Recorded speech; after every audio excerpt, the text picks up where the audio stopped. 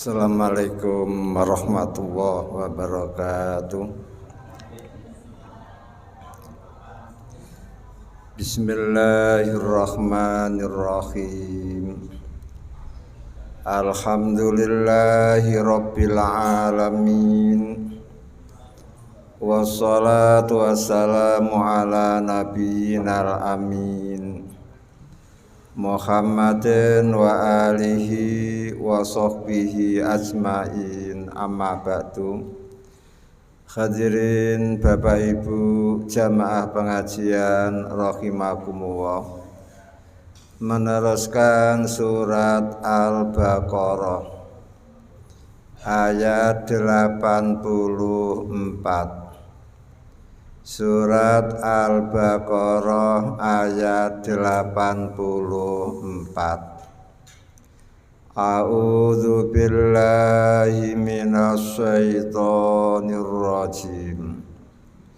Wa id akhadna, dan ingatlah ketika mengambil kami, misaqakum, perjanjian kalian, la tasfikuna, tidak menumpahkan kalian, dima'akum, darah-darah kalian, wala tukhrijuna, dan tidak mengusir kalian, anfusakum, akan diri-diri kalian, min diyarikum, dari kampung halaman kalian, summa aqrartum, kemudian menyetujui kamu semua, wa antum, dan kamu semua, tashhaduna, menyaksikan kamu semua. Summa antum, kemudian kalian, haulai, mereka itu, taqtuluna, membunuh kalian, anfusakum, akan diri-diri kalian, wa tukhrijuna, dan mengusir kalian, fariqan, sebagian, minkum, dari kalian, min diyarihim, dari kampung halaman mereka, tadzaharuna, membantu kalian, alaihim, atas mereka, bil ismi, dengan dosa, wal udwani, dan permungsuan, wa iyatu, dan jika datang mereka, kum, kepada kalian, usara, tawanan, tufadu, menebus kalian, hum, kepada mereka, wa huwa, dan dia, muharramun, diharamkan, alaikum, atas kalian, ikhrajuhum, mengusir mereka. Afatu minuna, apakah maka beriman kalian, bi ba'dzil kitabi, dengan sebagian kitab, wa takfuruna, dan kufur kalian, bi ba'dzin, dengan sebagian yang lain. Wa id akhadna misaqakum, dan ingatlah ketika kami Allah mengambil perjanjian dengan kalian, Ayat ini masih meneruskan ayat yang ke-83, di mana Allah membuat perjanjian dengan orang Bani Israel. Pertama, orang Bani Israel dijanji oleh Allah agar tidak beribadah kecuali kepada Allah. Yang kedua, orang Bani Israel dijanji agar berbaik-baik sama kedua orang tua. Berbaik-baik dengan sanak kerabat, berbaik-baik dengan anak yatim, berbaik-baik dengan orang-orang miskin. Kemudian orang Bani Israel dijanji pula agar berkata-kata baik terhadap sesama manusia, sehingga berita bohong jangan disebarkan, kata-kata jorok jangan sampai keluar dari mulut. Kemudian orang Bani Israel pun diperintah untuk melakukan sholat, membayar zakat. Kemudian ayat yang berikutnya 84, orang Bani Israel pun diberi janji oleh Allah, la tasfikuna dima'akum, janganlah kalian menumpahkan darah kalian. Yang dimaksud menumpahkan darah kalian adalah menumpahkan darah orang lain. Menumpahkan darah orang lain nilainya sama dengan menumpahkan darah sendiri. Karena siapa yang membunuh, maka dia harus dibunuh. Nyawa diganti dengan nyawa. Itulah hukum yang ada di dalam kitab Taurat. Makanya ayat ini menyebut menumpahkan darah orang lain sama dengan menumpahkan diri sendiri. Kemudian orang Bani Israel juga dijanji, wala tukhrijuna anfusakum min diyarikum, janganlah kalian mengusir diri-diri kalian dari kampung halaman kalian.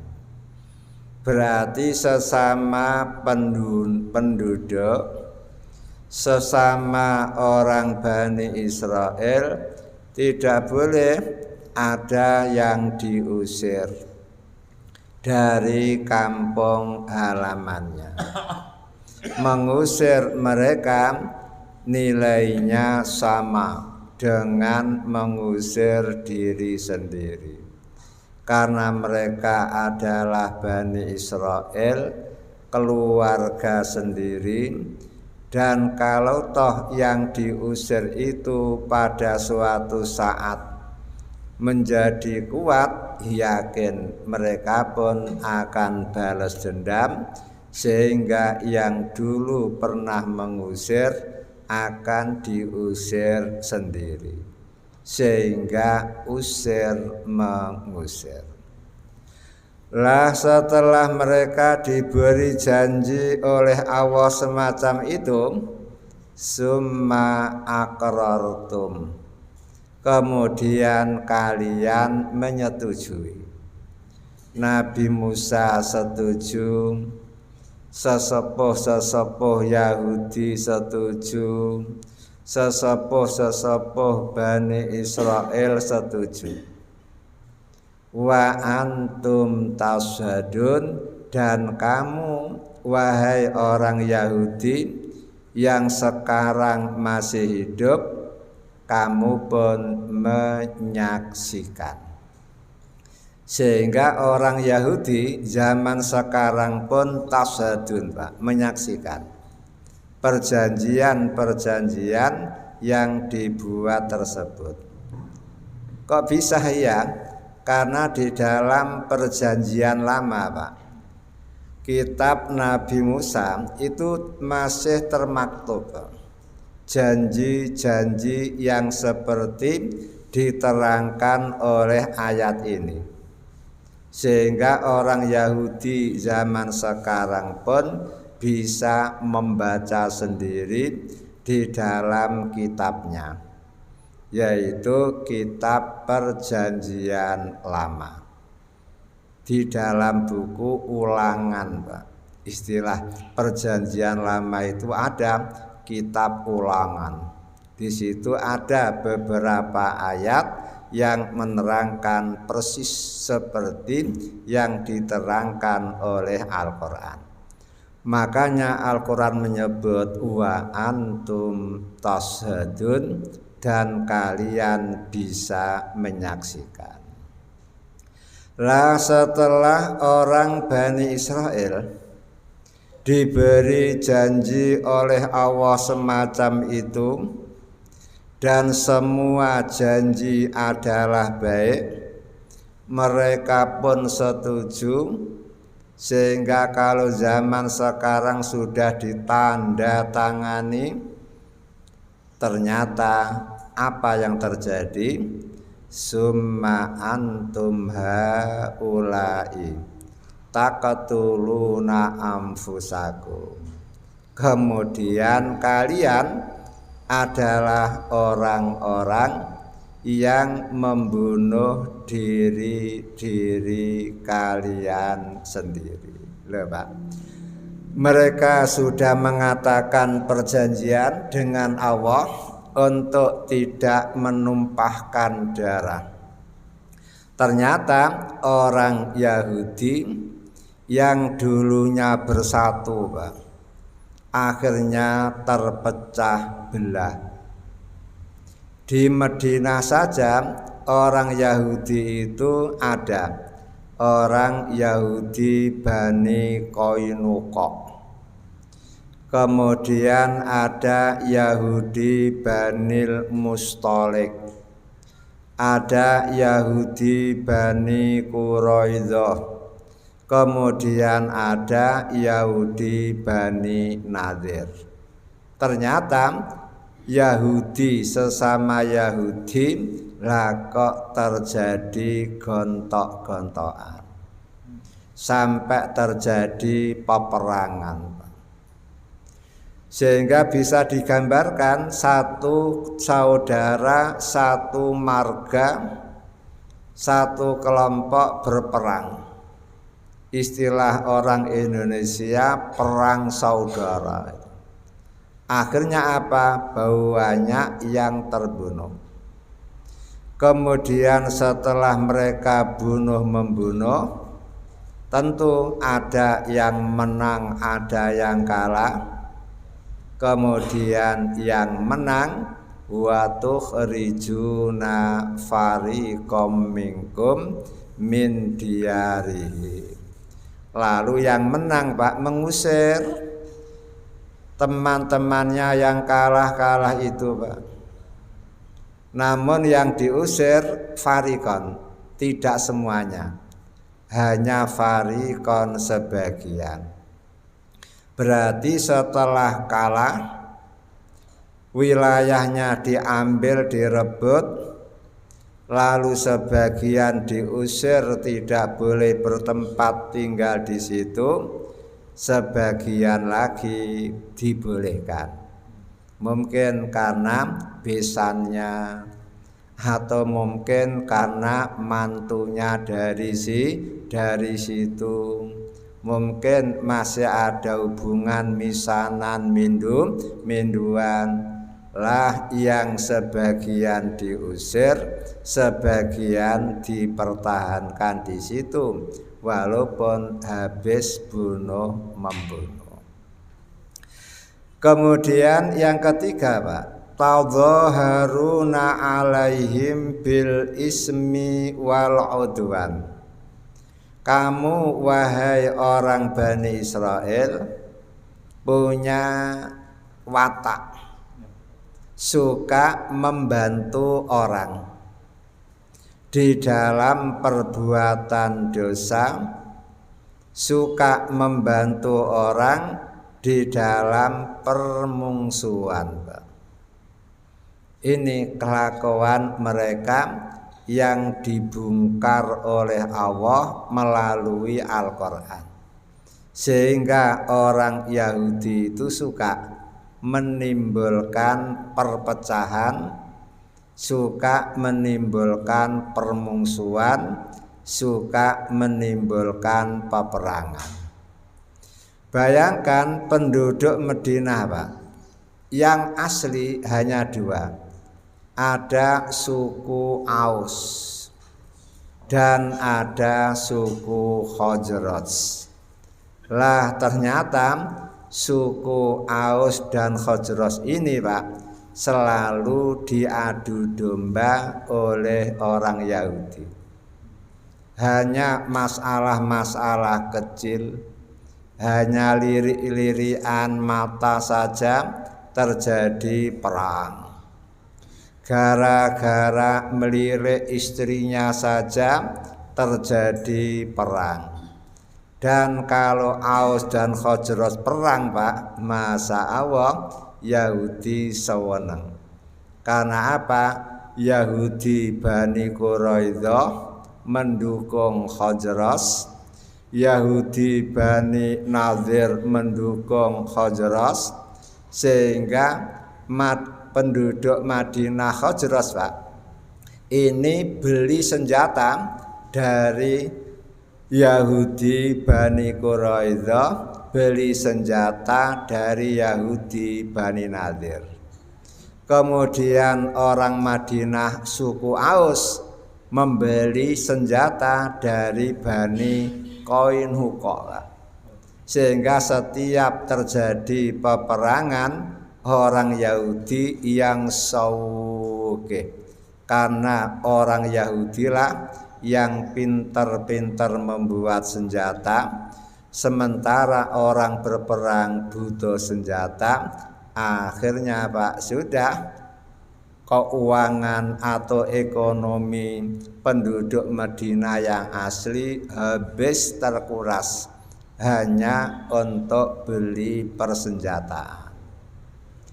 Bahkan kadang-kadang orang Yahudi juga melibatkan diri, seperti Yahudi Bani Qainuqa mendukung penduduk Madinah suku Aus, lalu ikut perang gitu.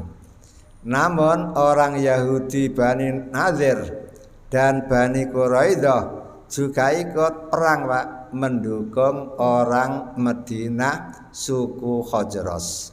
Sehingga semula perang antara saudara sekampung semedina kemudian ditunggangi oleh orang Yahudi. Yahudi Qainuqa mendukung Aus dan ikut melibatkan diri. Kemudian Yahudi Bani Quraidah, Yahudi Bani Nadir ikut melibatkan diri membantu penduduk Madinah suku Khazraj.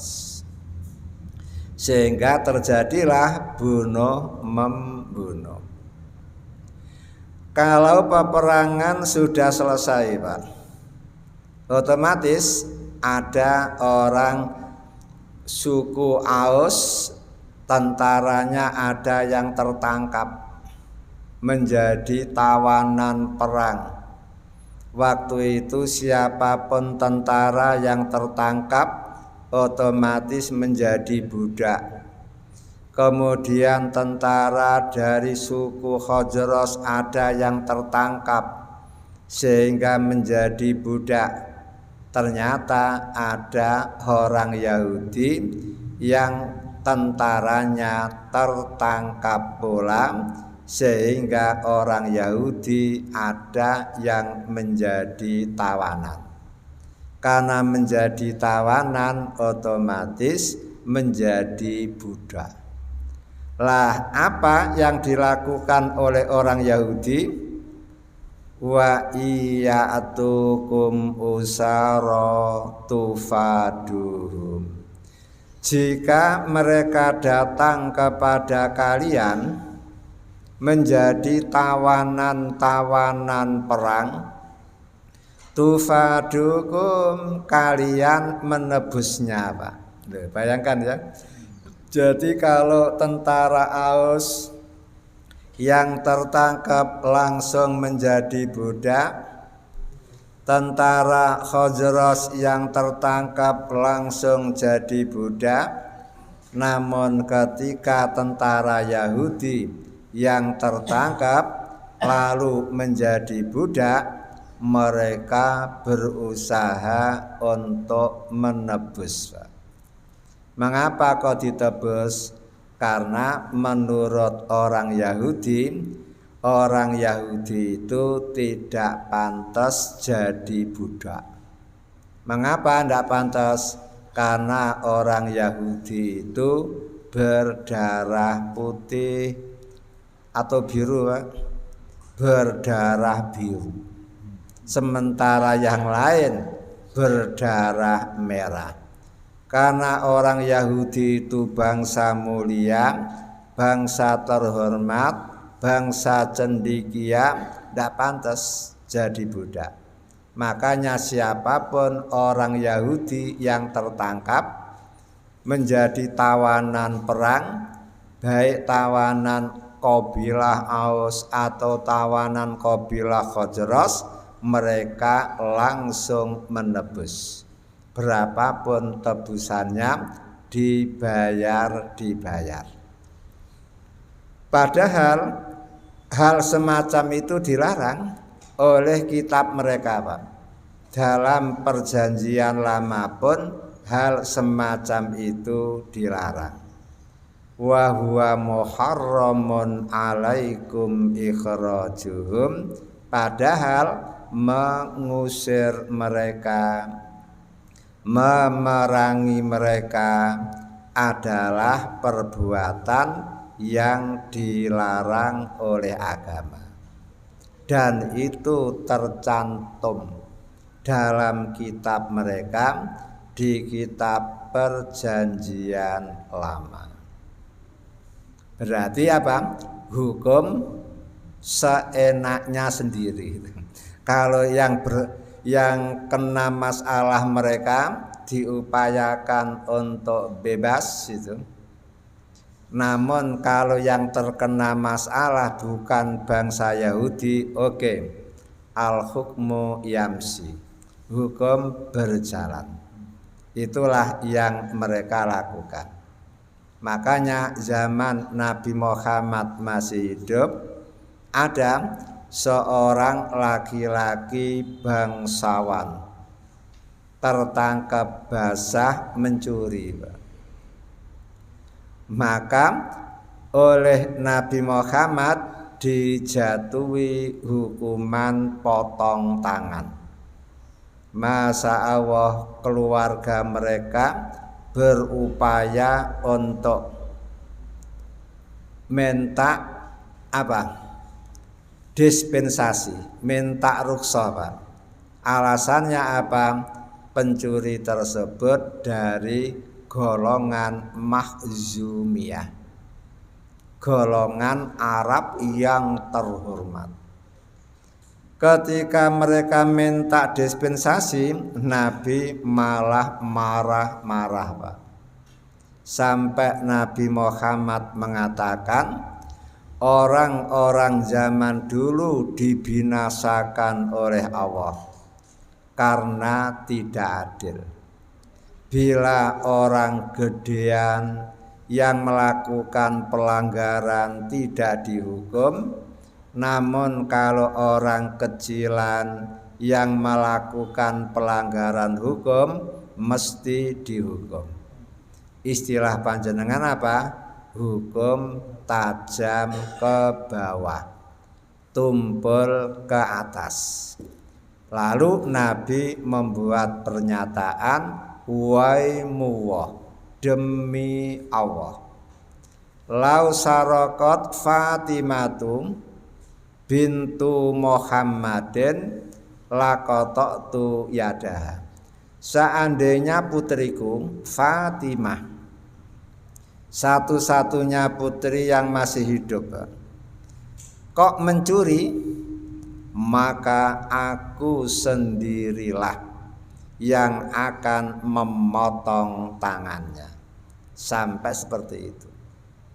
Ini menunjukkan sekuasa apapun pemimpin, kalau tidak melakukan keadilan, Pak, pasti akan dibinasakan oleh Allah. Hanya tinggal menunggu waktu. Karena apa? Allah itu kalau ingin membinasakan tidak pakai repot-repot, cukup ngomong kun. Kalau Allah sudah ngomong kun, mesti fayakunu, terjadilah apa yang dikehendaki oleh Allah. Kemudian kembali kepada ayat, Pak. Afatu minuna bi ba'dzil kitab wa takfuruna bi ba'dzin. Wahai orang Bani Israel, khususnya orang-orang Yahudi, apakah kalian beriman dengan sebagian Alkitab dan kufur dengan sebagian yang lain? Ini menunjukkan, Pak, pertanyaan Allah di sini tidak menunjukkan kalau mereka itu apa perlu menjawab. Namun pernyataan di sini adalah istifham litakrir, istifham untuk menyatakan kesungguhan. Berarti apa yang dilakukan oleh orang Yahudi adalah beriman sebagian dari Tauratnya, kemudian kufur terhadap sebagian Tauratnya, sehingga mereka beragama setengah-setengah, tidak beragama secara full. Namun setelah panjenengan mendengar apa yang dikatakan oleh ayat ini, kalau orang Bani Israel agamanya setengah-setengah, lalu panjenengan bangga, jangan, Pak. Karena apa? Ayat ini kan ada di dalam Al-Quran. Berarti ini pun memberi tanbih, memberi warning kepada umat Islam, jangan sampai umat Islam pun meniru orang Bani Israel, beriman sebagian syariat Islam lalu mengingkari syariat Islam yang lain. Bukankah panjenengan hafal surat Al-Ma'un? Apa lah ya? Apa artinya? Bunyinya ara'aital ladzi yukadzibu biddin. Wahai Nabi Muhammad, apakah kamu melihat orang yang mendustakan adin? Artinya apa, Pak, adin, Pak? Lah, kalau panjenengan artikan agama berarti apa? Perlu diketahui, agama itu mengatur hablun minallah mengatur hablun minan nas, mengatur hablun bil hayawan, kemudian mengatur hablun bil bi'ah, mengatur hubungan baik dengan Allah, mengatur hubungan baik dengan sesama manusia, mengatur hubungan baik dengan hewan, mengatur hubungan baik dengan alam sekitar. Lah diteruskan fadzalikal ladzi yadu'ul yatim wala yahudzu ala ta'amil miskin. Kalau ada orang ngaku Islam,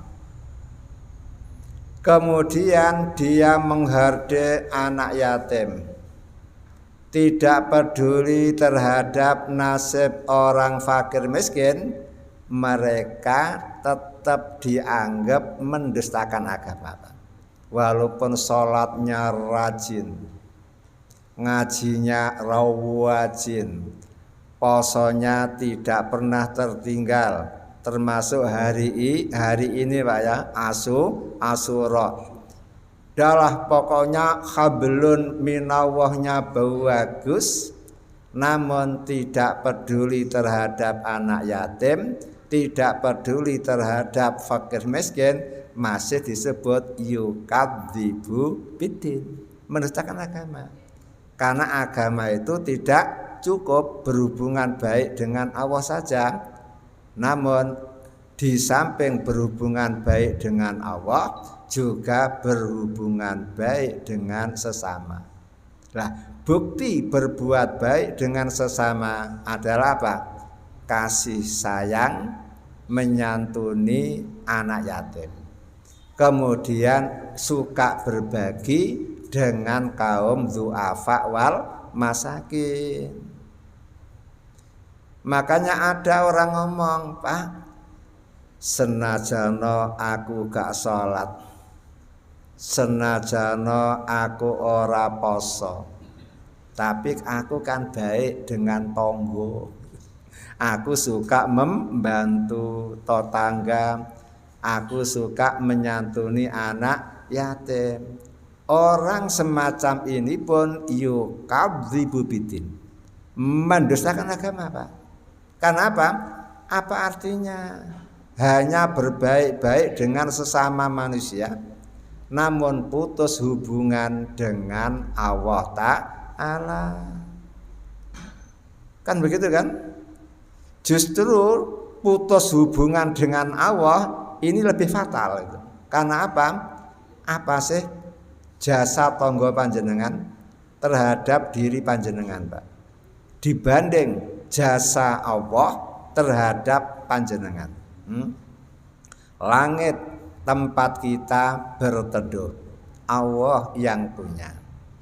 Bumi tempat kita berpijak, Allah yang punya.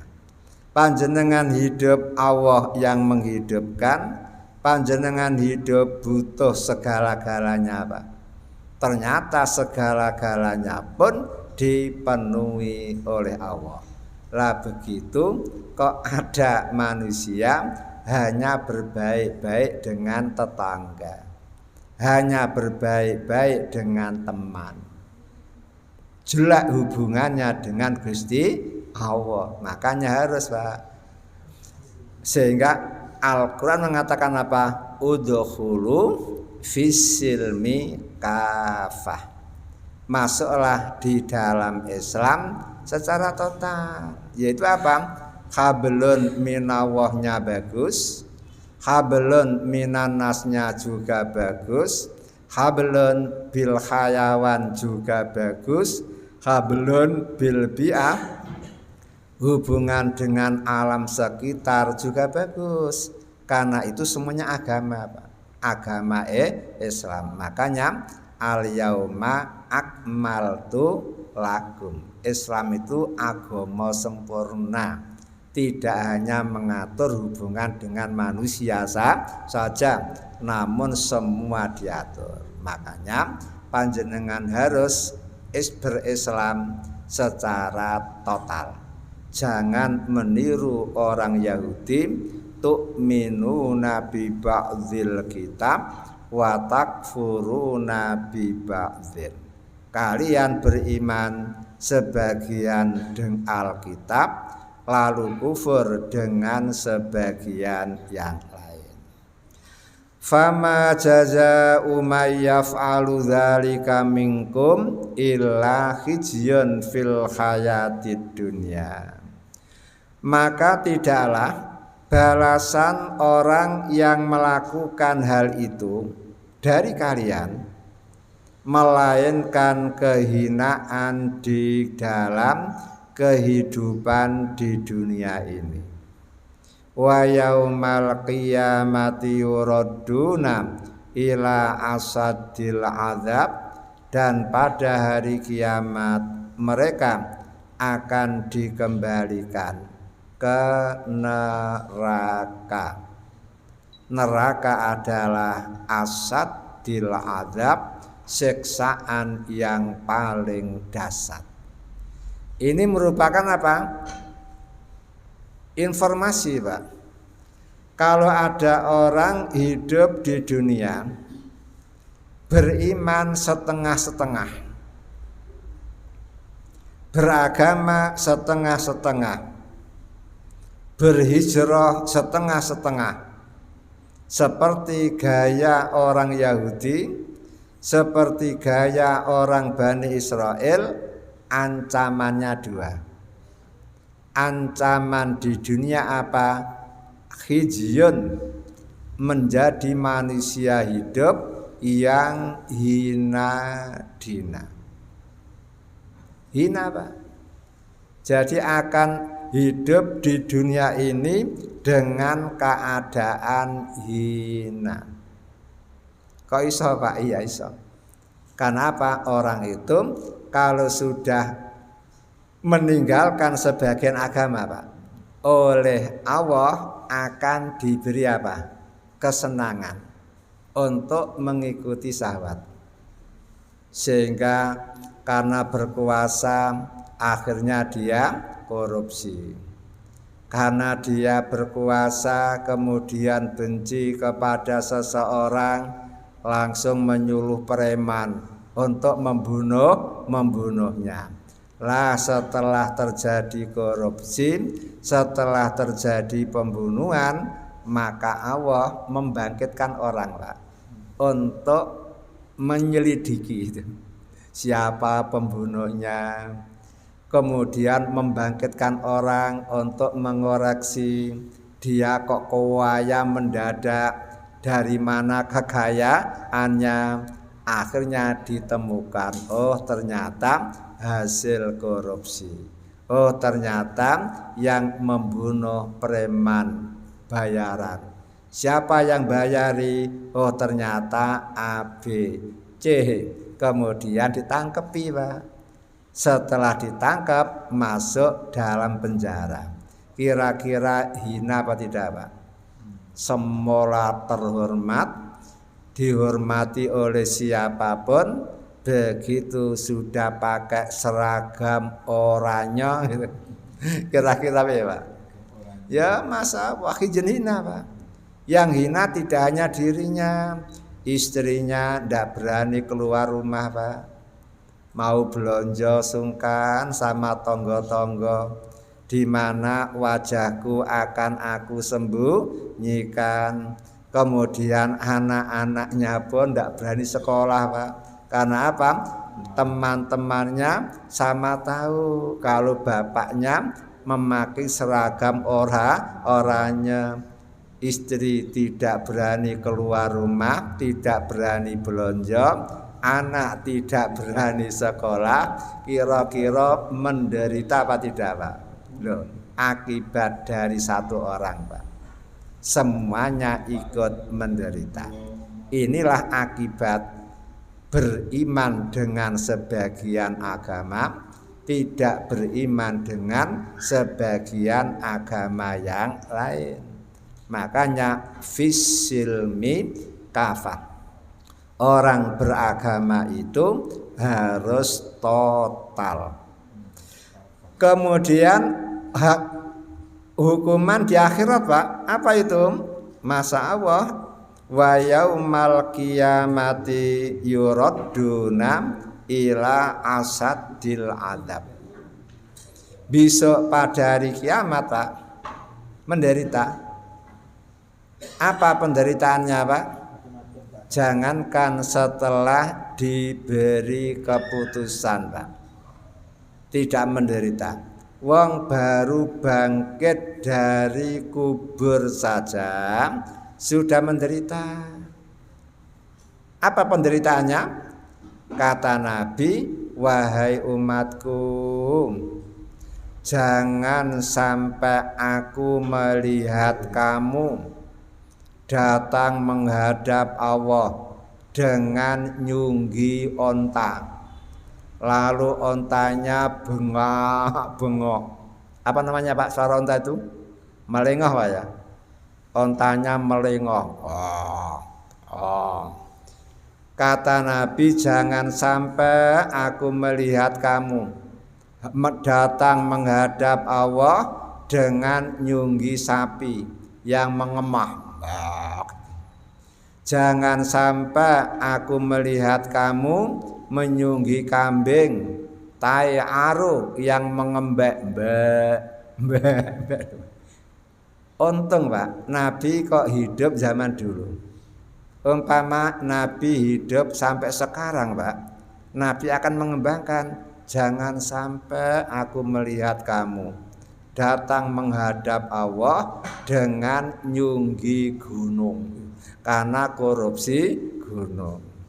Jangan sampai aku melihat kamu datang menghadap Allah dengan membawa danau Tuba, karena korupsi danau Tuba. Kan bayangkan itu.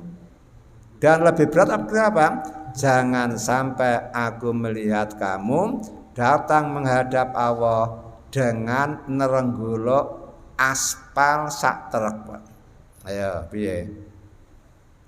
Atas pawanas, kemudian bawah, Pak, seperti tembaga yang terbakar, malah nyunggi aspal, Pak. Inilah penjelasan dari firman Allah, wa may yaghlul ya'ti bima ghallabihi yaumal qiyamah. Siapa yang korupsi, maka apa yang diambil akan dipikul besok pada hari kiamat untuk menghadap kepada Allah. Dan lebih berat lagi, Pak, kalau korupsinya itu di Indonesia. Mengapa kok berat? Karena penduduk Indonesia kan 270 juta, Pak. Lah ketika dia dihisab oleh Allah, orang sebanyak 270 juta berbondong-bondong menghadap Allah, lalu menuntut, ya Allah, orang ini dulu pernah korupsi bansos loh, Pak. Coba kira-kira pahala dia diobral oleh Allah cukup apa tidak? Makanya orang Islam jangan coba-coba mengambil uang rakyat. Karena apa? Resikonya berat. Ya kalau maling lumayan, Pak. Karena apa? Kalau maling kan yang diserobot hanya satu rumah, sehingga yang menuntut hanya satu rumah, Pak. Lebih-lebih sebelum mati yang dicuri dikembalikan, walaupun dengan cara apa, Pak? Cara apa? Pakai itu loh, Pak, online atau pakai apa, Pak? Dana Gojek loh, Pak. Kan ya, alamatnya yang penting alamatnya pas itu, kemudian uangnya dihitung pas, lalu dikasih kata-kata sepurone bro, ini dulu uang hasil curian saya, begitu kan? Saya sekarang insaf. Nah itu kan berarti yang dicuri tidak tahu kepada yang mencuri, namun uang yang dicuri sudah dikembalikan kepada pemiliknya, kan aman Pak. Sehingga umpama terjadi tuntutan Pak, nuntut itu kan apa? Istilahnya apa? Sedikit, tidak terlalu berat karena uang sudah dikembalikan itu. Makanya hati-hati. Itulah namanya apa? Khizyun, kehinaan di dunia, kemudian kehinaan di akhirat. Setelah selesai Pak penghisaban baru diputuskan yaumal fasli, hari keputusan. Lah keputusannya hanya dua Pak, imma ilal jannah, ada kalanya diputuskan ke surga, wa imma ilan nar, dan ada kalanya diputuskan ke neraka. Begitu. Kalau sudah diputuskan ke neraka Pak, itulah yang disebut yuraduna ila asadil azab. Mereka dikembalikan ke siksaan yang paling berat. Wa mawah bighafilin amma ta'malun, dan tidaklah Allah lupa Pak terhadap apapun yang panjenengan kerjakan. Paham ya? Jadi ingat-ingat ini, dengan memahami ayat ini, dengan mengerti ayat ini, panjenengan harus Pak ada sifat roja dan ada sifat khauf.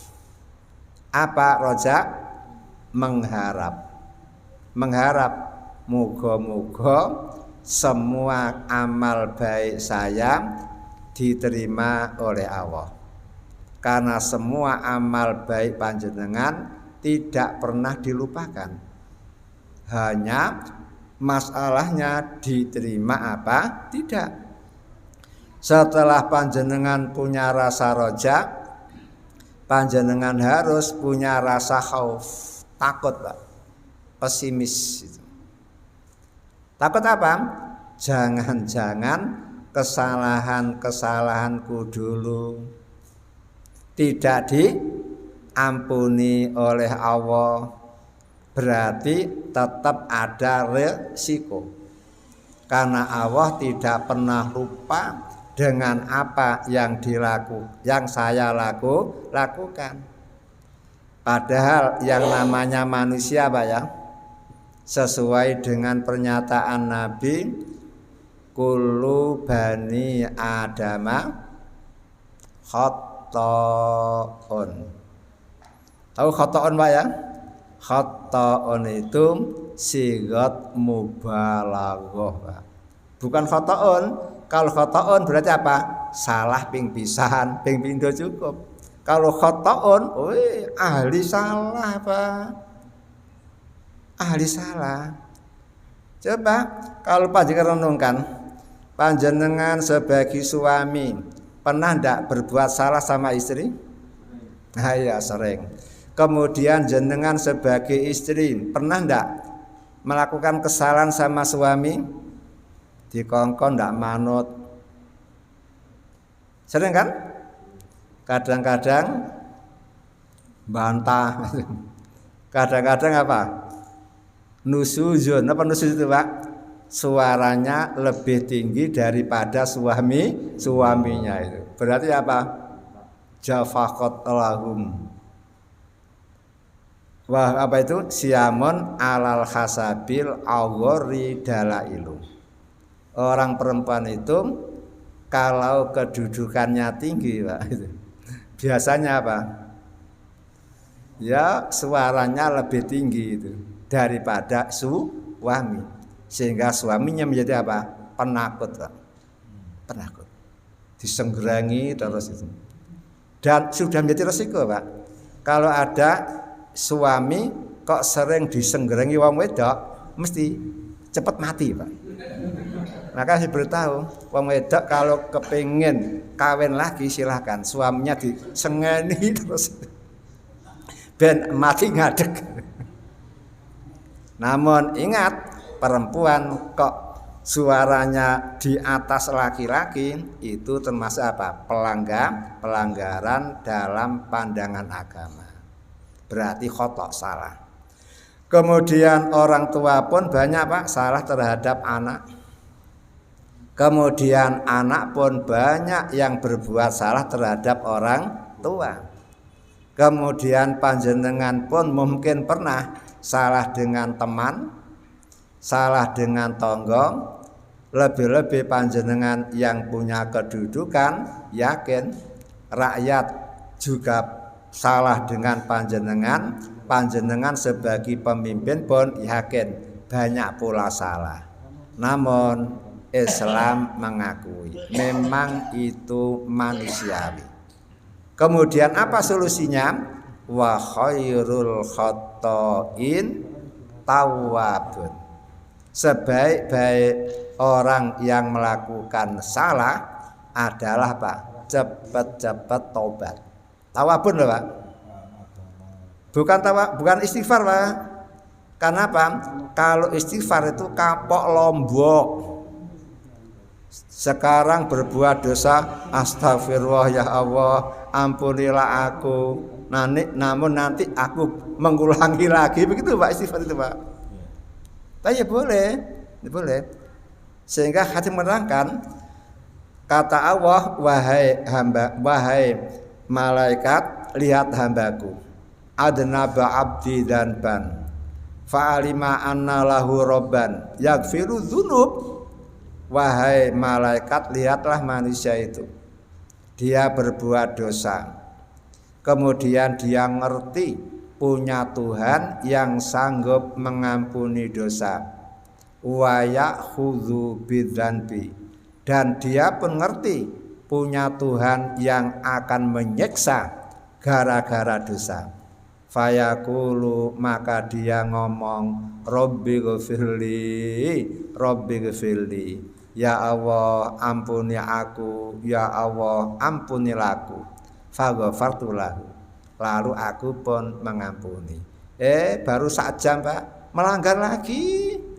Kemudian Rabbi ghfirli dzambi, minta ampun lagi, ya aku ampuni.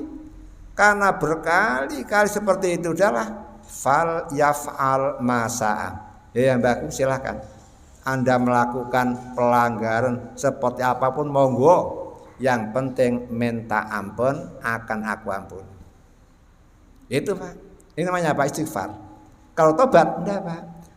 Fa khairul khata'in tawabun, sebaik-baik orang yang berbuat salah taubat. Apa taubat itu?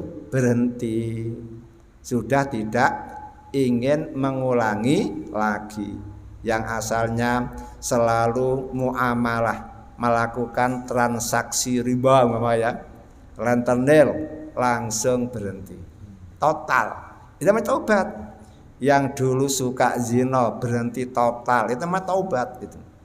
Kemudian yang dulu suka menyakiti tonggo berhenti total, itu taubat. Makanya yang paling bagus apa? Istighfar plus taubat. Astaghfirullah wa atubu ilaihi. Itu yang biasa dilakukan oleh Nabi Muhammad. Kemudian diteruskan, ulaikal ladzina astarawul hayatad dunya bil akhirah. Mereka itulah orang-orang yang membeli kehidupan dunia dengan kehidupan akhirat. Coba Pak, kalau panjenengan beli sepatu, berarti panjenengan ambil sepatu, melepas apa?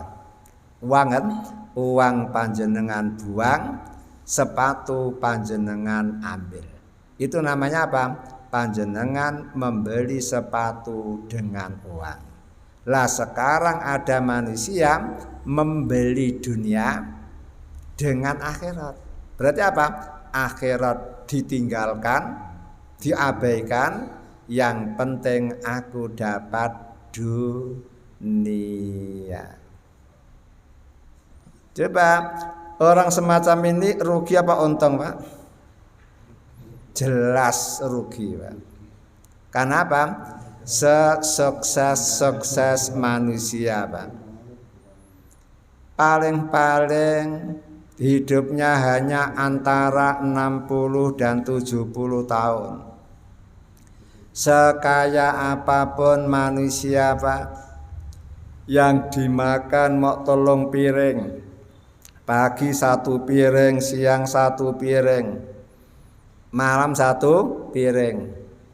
Sesugih-sugih manusia, Pak, kalau keluar rumah yang dipakai mau celana, kelambi, Pak, ya, kaos, celana dalam, hanya itu. Sekaya apapun manusia kalau duduk hanya butuh kursi 1. Kalau sesugih apapun manusia apabila tidur butuh tempat tidur berapa, Pak? 50 cm lawan 200 cm. Lihat, Pak, ya. Walaupun bayangi ombo, Pak, yang ditempati kan hanya 50 cm lawan 200 cm. Kemudian kalau dia mati hanya butuh kafan 3 lembar, butuh kuburan berapa meter, Pak? 50 cm lubangnya, Pak, lebarnya, Pak, panjangnya 200 cm. Kemudian kalau panjenengan renungkan, Pak, orang kalau sudah balik, Pak, bekerja, apa tujuannya? Agar dapat bojo. Setelah dapat bojo dia pun bekerja agar apa? Bisa membahagiakan istri. Kemudian bila punya anak dia semakin semangat kerja dengan tujuan untuk membahagiakan anak istri. Kemudian setelah anak-anaknya kawin dia pun tetap masih bekerja. Apa tujuannya? Untuk membahagiakan anak cucu. Kemudian bangun rumah gede. Ya, berapa harganya, Pak? Kalau mantan presiden yang paling mahal rumahnya siapa, Pak? Yang harganya 300 M. Kemudian ustadz yang rumahnya paling mewah siapa, Pak? Harganya 40 M.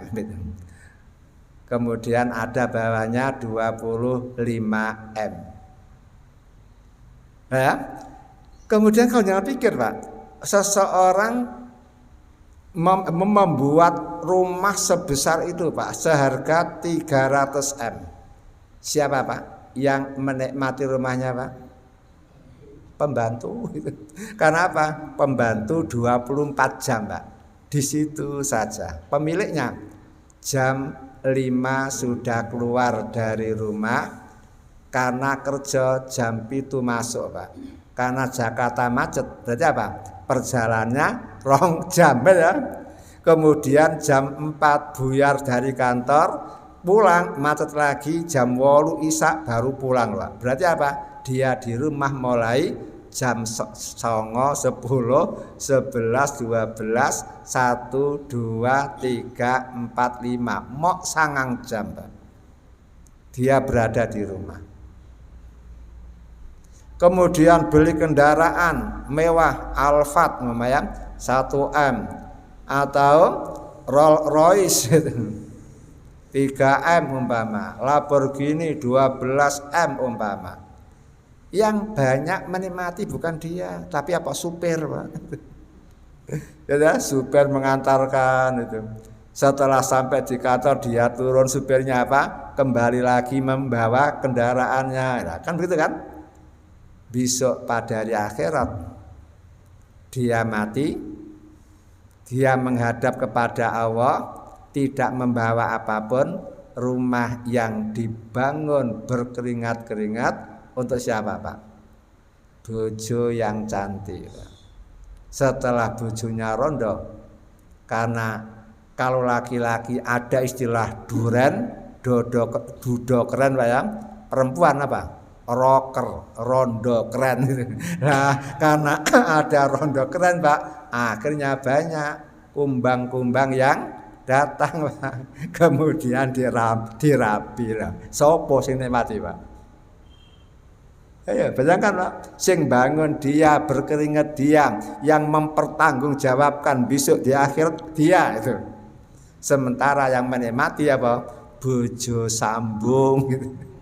Astagfirullah. Makanya la taghurrannakumul hayatud dunya. Panjenengan jangan sampai dilupakan oleh kekayaan dunia sehingga lupa akhirat. Lebih akrab Pak. Walaupun panjenengan cinta sama istri panjenengan sangat cinta kepada panjenengan, anak-anak panjenengan pun sangat cinta kepada panjenengan. Kalau panjenengan wafat, mau istri menemani dikubur? Mau anak-anak menemani dikubur? Tidak mau. Istri kembali, malah membuat pantun. Apa pantun si istri? Mbak Santi beli boneka itu. Suami mati cari perjaka itu. Itu kan luar biasa Pak. Akhirnya apa? Panjenengan hidup di alam barzah tidak ada teman. Yang menemani apa? Amal Pak. Amal itulah teman setia panjenengan di alam barzah. Padahal wahdah hidup di alam barzah itu Pak seorang diri. Coba, makanya jenengan harus berlatih Pak. Berlatihlah tiap hari ada beberapa jam menyendiri gitu. Supaya gak kaget suatu waktu hidup di alam barzah seorang diri kaget ya dengan. Nah, makanya latihan. Mumpung masih hidup, paling latihan. Kalau apa menyendiri, menjauhi istri, menjauhi anak, menjauhi teman-teman, lapo ya neng kamar maca buku atau maca Quran atau sholat itu menyendiri itu latihan. Dan kalau jenengan bisa seperti itu Pak, harapan Pak, termasuk sabatun yuzilluhumu fi dzillihi yauma la dzilla illa dzilluh. 7 golongan yang akan memperoleh payung dari Allah di saat tidak ada payung kecuali payung Allah. Di saat matahari didekatkan kepada panjenengan miqdaro milin, seukuran 1 mil Pak. Berapa 1 mil Pak? 1,5 kilo Pak. Luwih beberapa meter. Beberapa meter. Bayangkan itu. Pong sekarang saja bumi dengan kita Pak, jaraknya 150 juta kilometer Pak. Kadang-kadang kurang titik, kadang-kadang lebih titik, sehingga kalau diambil rata Pak, rata-rata 150 juta kilo Pak. Panasnya seperti ini, lalu bagaimana kalau besok didekatkan kepada makhluk 1 mil saja, mil udara, mil laut, mil darat, yang rata-rata 1,5 kilo lebih sedikit. Makanya semua orang butuh payung. Namun hanya ada 7 golongan yang akan dikasih payung. Siapa itu? Dzakarallah kholian fafadhat ainahu. Di antara 7 golongan itu adalah orang yang menyendiri. Menyendiri. Untuk apa? Bukan menyendiri karena mogok, bukan. Namun menyendiri untuk dzakarallah, zikir kepada Allah. Kholian di waktu sunyi, senyap itu. Fafadhat ainahu, lalu kedua matanya meneteskan air. Ini ada keutamaan Pak. Zikirnya di waktu di tempat yang sunyi ada keutamaan, mata meneteskan air itu pun ada keutamaan. Sehingga Nabi Muhammad mengatakan tidak akan masuk ke dalam neraka orang yang pernah menangis karena takut kepada Allah. Pernah Pak jenengan Pak menangis karena takut kepada Allah? Pernah menangis? Pernah itu. Karena kehilangan jam tangan. Menangis karena apa? Ternaknya mati. Itu tidak ada keutamaan Pak. Baru ada keutamaan bila khaufan minallah. Karena takut kepada Allah. Lah pertanyaan saya, kalau panjenengan seumur-umur belum pernah menangis, meneteskan air mata khaufan minallah karena takut kepada Allah, usahakan Pak, sesekali sajalah. Karena ini merupakan amal istimewa Pak, yang bisa menyelamatkan panjenengan dari api neraka, mengantarkan panjenengan ke dalam surga itu. Bagaimana caranya? Gampang. Ingatlah dosa-dosa yang pernah panjenengan kerjakan. Kemudian ingat pula siksaan Allah yang akan diberikan kepada orang-orang yang berbuat dosa. Insya Allah Pak akan bisa meneteskan air mata. Atau panjenengan ngomong, Pak saya kan bersih, tidak punya dosa loh Pak itu. Ya boleh. Itu pun bisa kok menangis. Tapi caranya panjenengan harus mengingat nikmat yang Allah berikan kepada panjenengan. Mulai dari kesehatan, kemudian nikmat-nikmat yang lain, punya bojo setia, punya anak baik-baik, ekonomi lancar-lancar. Seperti itu baiknya Allah. Namun mengapa ibadahku kok masih begini saja? Begitu Pak. Insya Allah dengan merenungkan hal itu, tanpa jenengan sadari bisa meneteskan air mata. Kemudian pertanyaan saya berikutnya Pak, ketika panjenengan pertama kali masuk Masjidil Haram, mata panjenengan melihat Ka'bah, Pak nangis apa Pak? Ya nangis kan? Enggak. Rata-rata nangis Pak. Kenapa? Terharu. Sejak kecil sholat hanya menghadap ke arah Ka'bah Pak ya. Begitu melihat wujud Ka'bah Pak, tanpa disadari langsung tas itu. Nah, tas. Itu pasti itu Pak. Pasti. Nah, tetesan air mata semacam itu pun bisa menyelamatkan panjenengan dari api neraka. Dilanjutkan, fala yukhaffafu anhumul azab. Kalau ada manusia hidup di dunia yang dicari dunia, akhirat ditinggalkan, maka besok pada hari kiamat Pak, mereka akan disiksa oleh Allah di dalam neraka, dan siksaannya berat sekali. Fala yukhaffafu, dan tidak pernah diringankan sedikit pun. Tidak pernah diringankan. Tidak pernah diringankan. Beda dengan apa? Hadis yang menerangkan Nabi Muhammad jalan-jalan bersama Abu Hurairah, lalu melewati pekuburan.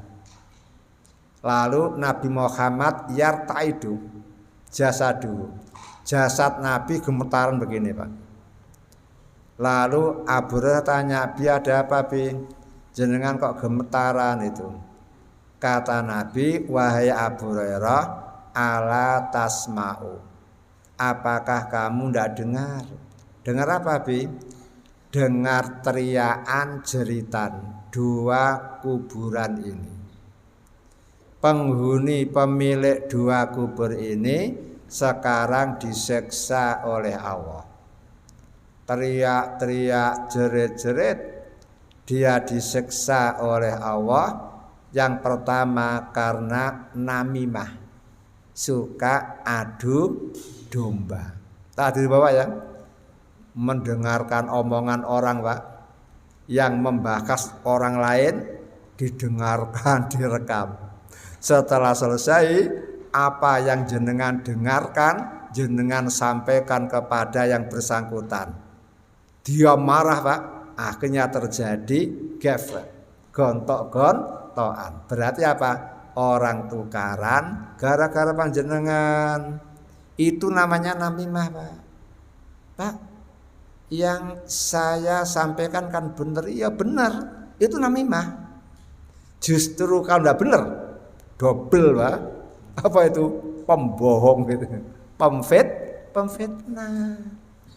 Jadi walaupun benar, Pak, kalau menyebabkan gontok-gontokan itu namanya namimah. Besok ketika mati saja dikubur sudah tersiksa. Yang satu lagi kata Nabi, dia itu kalau kencing layas turu, Pak. Ulama terbagi dua itu. Ada yang mengartikan apa? Tidak menutup sehingga kelihatan orang banyak itu. Kan apa? La'anallah an-nadhir wal mandur. Allah melaknat kepada orang yang melihat aurat orang lain, dan Allah pun melaknat orang yang auratnya dilihat orang lain. Yang kedua, tidak tuntas ketika nyawi. Jadi ketika cawi ternyata masih netes lagi. Sudah tidak cawi lagi, sehingga sualnya najis, badannya najis. Ketika salatnya tidak diterima oleh Allah. Itu yang menyebabkan siksaan di kubur. Kemudian Nabi ngomong, ambilkan aku pelepah korma. Diambilkan, Pak, dipecah jadi dua. Yang satu ditancapkan di satu kubur, yang berikutnya ditancapkan pula. Bertanya Nabi, apa ada manfaatnya? Ada. Selama pelepah ini basah, siksaan dia yukhaffafu, diringankan. Namun apabila sudah kering, maka kembali disiksa lagi dengan berat. Nah, gara-gara hadis ini akhirnya apa? Banyak tonggo-tonggo jenengan kalau ziarah ke kubur nggawa apa? Kembang. Kemudian ditaburkan di situ dengan harapan kalau di dalam kubur itu disiksa oleh Allah dan siksaannya ringan selama kembangnya masih basah. Jawabannya enggak, Pak. Nabi Muhammad itu ziarah kubur beribu-ribu kali. Hanya sekali itu, Pak, mengetahui ya, lalu menancapkan itu. Karena apa? Wahyu dari Allah, itu barang gaib. Sehingga panjenengan tidak boleh menerka, oh ini kuburan disiksa, ini tidak boleh, Pak. Jenengan tidak punya hak itu. Yang jelas kalau mukmin akan memperoleh nikmat kubur, orang kafir akan memperoleh apa? Siksa kuburannya saja. Itu patokan Islam. Jenengan bisa menerka sesuai dengan ketentuan Islam. Lah, kembali kepada ayat, orang yang lupa akhirat karena tergiur oleh dunia, besok pada hari akhirat disiksa berat oleh Allah dan tidak pernah memperoleh keringanan. Walahum yunsarun. Yang kedua, selama mereka disiksa di neraka, Pak, tidak memperoleh pertolongan. Kenapa? Malaikat tidak mau memberi syafaat, para nabi tidak mau memberi syafaat, teman-teman yang soleh tidak mau memberi manfaat, syuhada juga tidak mau memberi syafaat, sampai anaknya sendiri yang soleh, Pak, tidak bisa memberi syafaat kepada orang tuanya yang kafir. Itulah melalui ayat ini panjenengan perlu, Pak, perlu hati-hati.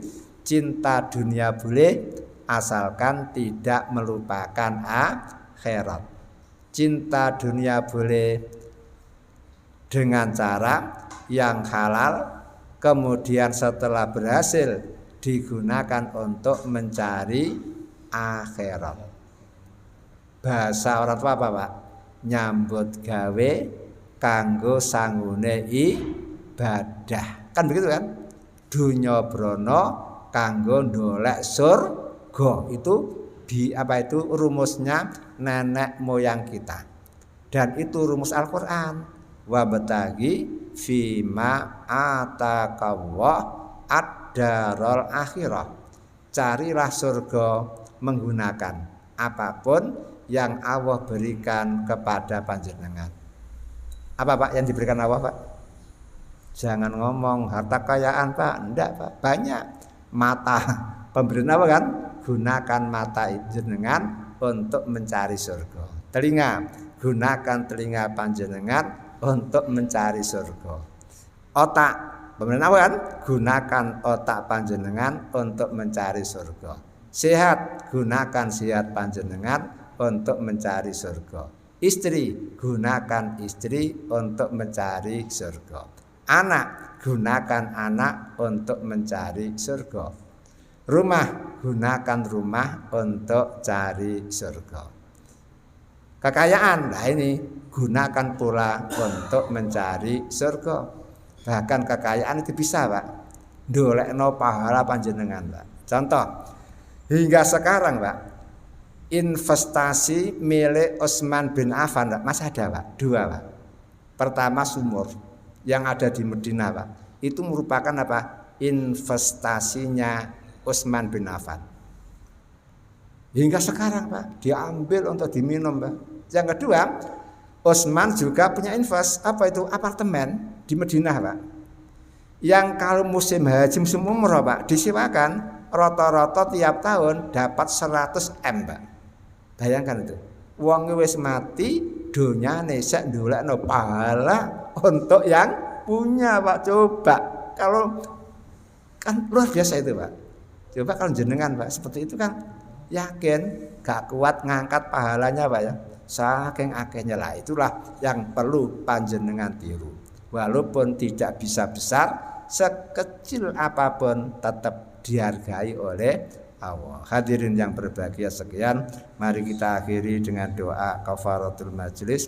Subhanaka Allahumma wa bihamdika asyhadu an la ilaha illa anta astaghfiruka wa atubu ilaik. Walhamdulillahi rabbil alamin. Wal afu minkum. Assalamualaikum warahmatullahi wabarakatuh.